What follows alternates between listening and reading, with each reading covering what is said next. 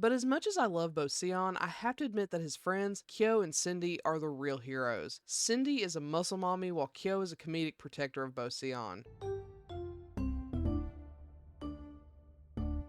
Hi, welcome back to my channel. Today, we'll be discussing To the Stars and Back by Peglo. Before we get started, there will be spoilers, so if you don't want to be spoiled in this comic, go ahead and click off now. No worries, I'll catch you next time. For those of you who decide to stick around, let's go over some content warnings. There may be references to child abuse, perceived cheating, bullying, fat shaming, self-deprecation, overwork, haunting, blood, PTSD, violence, alcoholism, child abandonment, and child neglect, as these things do appear in the comic. But if that's okay with you, let's go and get started.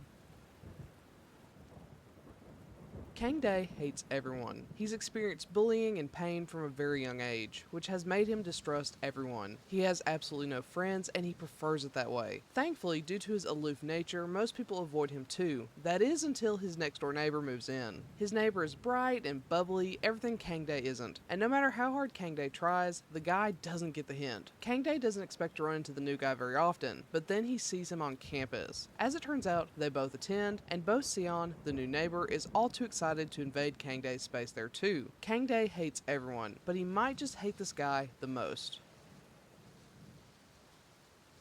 To start with, the art is the pinnacle of growth, much like our characters. It's wild how much the art changes from beginning to end. It's sketchy and inconsistent throughout, but there's a gradual settling of the style. The characters steadily grow more and more consistent. The sketchy style remains, but over time it feels more like a purposeful choice than anything else. It all really grew on me, and there's a distinctness to every character which is really satisfying to see. Both Sion with his open features, Kang-dae's much more narrow and sharp face, and even the friends look quite distinct. I adore the designs of the entire cast. I love almost all of the characters we see, minus a few super side characters. But I must admit that Bo Sion, that precious bean, is why anyone should read this. He is a ray of sunshine that overtakes all of the rays of sunshine. Kang-dae is fine. His storyline hits a little too close to home for me, but maybe that's why I love Bo Sion so much. He is the complete opposite of me and Kang-dae, which is also why Kang-dae can grow. Bo Sion's kindness, even in the face of Kang-dae's cruelty and the horror of his childhood, makes Kang-dae finally discover that he likes people. Maybe not all people, but a chosen few. But as much as I love Bo Sion, I have to admit that his friends, Kyo and Cindy, are the real heroes. Cindy is a muscle mommy while Kyo is a comedic protector of Bo Sion. They are the allies we all deserve. Also, I very rarely see elderly couples in the BL I read. Seeing them aged, married, and raising a child together just gave me everything I needed and more. These two have gone through a lot together, and seeing them happy alongside their friends, Kyo and Cindy, is everything. It gives a perfect finality to the slice of life story. This is the kind of finality and closure I wish I'd gotten with yesterday's review, My Brother Left Behind Someone We Loved. I don't expect every slice of life romance story to go on until they're an old married couple, but I'd love it if they all had clear and definitive relationships like this one. But maybe that takes the life out of slice of life. Life isn't always so clear cut. Now, while I have been praising the mess out of the story, that doesn't mean it's perfect. Both Sion and Kang-dae have a very linear romance storyline. There are no major misunderstandings, third act breakups, or anything of the sort. To me, none of these are bad things. What is a bit harder to swallow is Kang-dae and Bo Sion's growth. They each went through immense trauma in their youth, which does cause some issues in their relationship, but the way they're handled feels a bit rushed. Kang-dae signs up for therapy, and while he does mention that there are days when he struggles, I wish we had seen a bit more of that. Similarly, Bo Sion shares his past with Kang-dae. They have a crying session and talk about whether or not Bo Sion will sign up for therapy, and that's the end of that. This title is far too lighthearted for all the darkness I'm looking for, but I was still looking for more of it. I love their growth and their kindness, I love their relationship, but I will always long for more.